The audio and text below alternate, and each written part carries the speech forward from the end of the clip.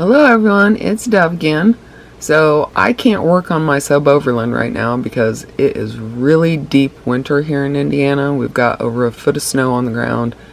It's been about, 15 degrees almost every day. So I just can't do anything on the Suboverland right now. So I thought in this video I would go over the costs that I incurred when I went out to Idaho to pick up the Suboverland. And that was back in September of 2020, and I've been meaning to make this video for a long time anyway, so I guess now is as good a time as any. And so as you can see, it was $1,400, about $1,400 altogether, and it was 11 nights and 12 days. But over half of that cost, as you can see, was the car rental, and that was a one-way car rental, and it was that little Nissan Rogue that I really didn't like very much, but it got me out there, so it was okay. And so that was at least half the cost, more than half the cost. And then the next biggest cost was the gas, and I filled up 7 times going out there, and I filled up 7 times coming back. And because the Nissan got 30 miles per gallon, obviously the cost was half as much as the Suburban when I was coming back. And so that was a pretty big chunk of money.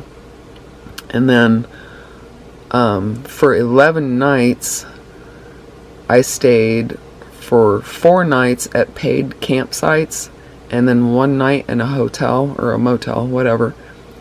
And so that's the cost right there, and that's really not too bad. I didn't want to do that one motel night, but if you saw my videos, you'll see why I had to do that. It was very dark, and I didn't know where I was, and there was really, I don't have any window coverings for my rig yet, and so I had to get that hotel for that one night. But it would have been much more if I had gone to a hotel every night. It would have been $588 more if I had gone to a hotel every night instead of doing the campsites and the boondocking. But most of the time I just did free boondocking, but for 5 nights I did have to pay. And so whatever, I was kind of prepared for that anyways. And then in Nebraska I got a speeding ticket and that was $77. And yeah, I added it in there because, it was part of the cost. And then when I left, I had my refrigerator full, and I had my all my bins full, and that was about probably $50 worth of groceries. And when I was gone, I ate out one time at a place called Taco John's. I had never been there, and until recently we didn't have them here in Indiana, and I still have never seen them here in Indiana. And I can't remember which state that was in. It was actually started in Cheyenne, Wyoming, but they are in 20-some states right now, so I don't even remember what state I was in. But the little meal I got, it was like $8. And then in a gas station in Missouri, when I went in to fill up, I saw these donuts, and I have not eaten a donut outside of my house for 10 years or more, but I couldn't resist. I hadn't eaten yet, and so that was probably it was no more than $2. So altogether, eating out, it was only $10. So that was about $60 in food. And so it was about $117 per day. But if you subtract that rental and my speeding ticket, it was about $537. And so it was average of $45 a day. And so whatever.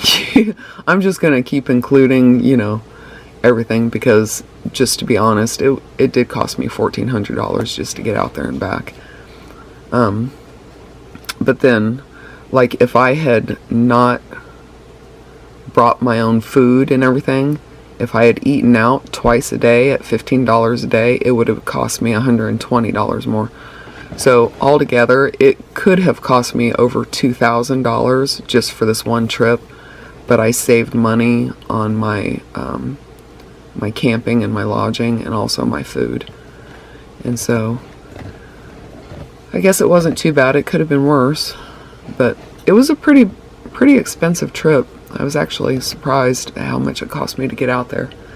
And then with the cost of the Suboverland and everything I'm doing to build it out, it's going to be pretty high, but it's okay because it's going to be my home on wheels, and so whatever. It's a lot cheaper than actually a sticks and bricks, so it's okay. Alright guys, so I think that's it. I just wanted to update you with something since I can't go out there and do anything on my rig. Alright, I hope you're staying warm wherever you are. Have a good day. Bye.